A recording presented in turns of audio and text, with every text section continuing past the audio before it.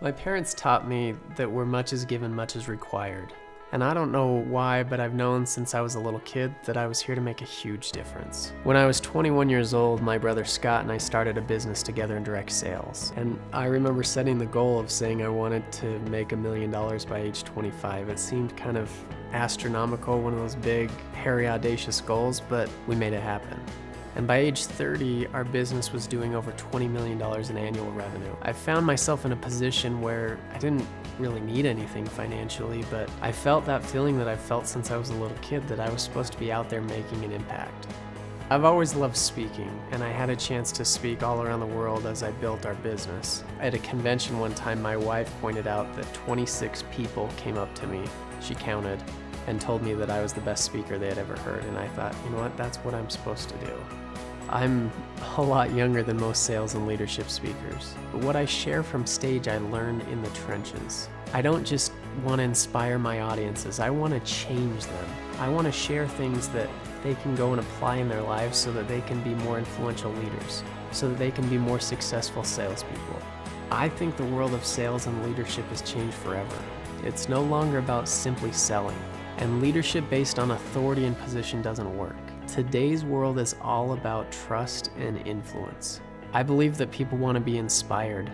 They want to be encouraged. They need to be heard.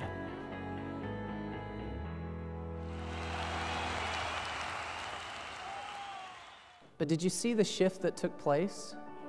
Right? Her thought process changed. And for all of us to really succeed in the people business, we need to make that same shift. We need to go from inner directed to outer directed. From self-centered to others focused, from tight-fisted to generous, from nearsighted to farsighted. We need to move from being selfish to selfless. And think about it, that shift has to take place, because think about this, as a leader, you do not exist without followers, right? As an influencer, unless somebody's being influenced by you, you're not an influencer, and so it has to be about them. It can't be about you, because you don't exist without them anyway. It's like being genuinely interested too. Oh, absolutely. Yeah, it has to be genuine. Just like you said, we can't go outside of our personality, but it's just making an effort, right? Most people don't make an effort, but if you'll make that little effort to invest in somebody every day, it makes a huge difference. Now, be honest with me on this. How many of you have a fear or get nervous when you give a speech? Be honest, how many of you? Now, statistically, they say that people fear speaking more than they fear death. Think about that for a minute. You want to know why that is?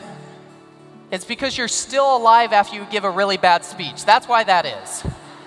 I want you to focus on being interested, not interesting.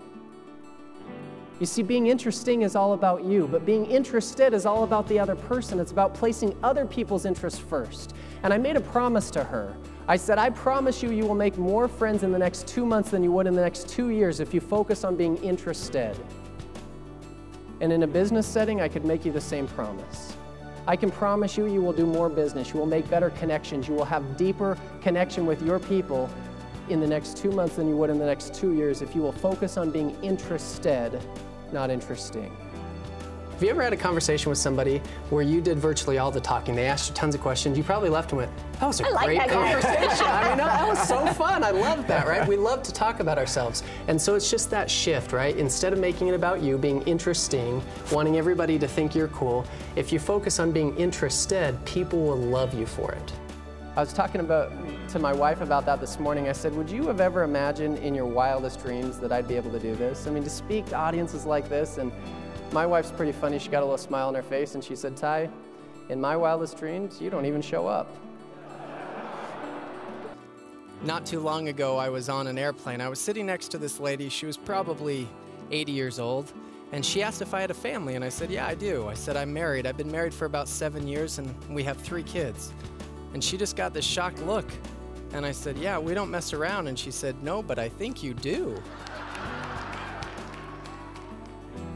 In high school, I was 17. I had been dating this girl for about 3 months. It was a record for me at the time. I was pretty excited about it. We were sitting at my house one day, and she looked over and she said, Ty, you know what your problem is?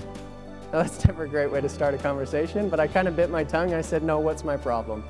And she said, you're never genuinely happy for anyone else. And I kind of felt back, I was like, what are you talking about? I mean, this was out of left field. I was like, what do you mean? And we started talking about this, and then she gave me an example I really couldn't refute. She said, okay, let me just give you this example. You play basketball. She goes, let's just say we met somebody today, and you asked them, what do you do? And they said, I play basketball. Your automatic response would be, oh, I play basketball too. I'm the starting point guard on the basketball team. I'm leading the team in assists. We're doing great this year. And you would make it all about you. And she hit me square between the eyes. She was right. You know, we didn't last for very long after that as a couple, but I will be forever grateful for the lesson that she taught me, because she taught me to shift my thinking, to not make it all about me, but to focus on making it about others. And when you can do that yourself, when you can develop that mindset, it puts you in the right frame of mind for the next 4 applications. Now you might look at that and you say, well, Ty, that sounds kind of counterintuitive. Because when I think of being influential, I think of being a powerful and persuasive leader. But what I would tell you is that your influence has virtually nothing to do with you as the leader, and everything to do with the people that you lead. As leaders, we exist because of them, and we need to learn to place them first. My message will inspire your audience, but more importantly, it will change your audience. They will leave a more influential leader than when they walked in.